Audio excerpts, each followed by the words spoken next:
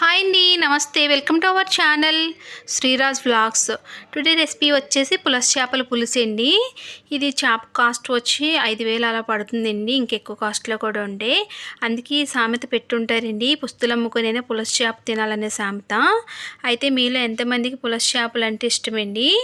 అలాగే ఈ సీజన్లో బాగా దొరుకుతాయి పులస చేపలు. అది మనకి 1 ఇయర్కి ఒక్కసారి వరదలు వచ్చే టైంలో మాత్రమే దొరుకుతాయండి. 3 నెలలు అయితే దొరుకుతాయి చేపలు. సంవత్సరంగా ఒక్కసారి దొరికే ఈ చేపను ఒక్కసారైనా తింటే టేస్ట్ మామూలుగా ఉండదండి. పూర్తి వీడియో మన ఛానల్లో ఉంటుంది, ఒకసారి చెక్ చేసేయండి.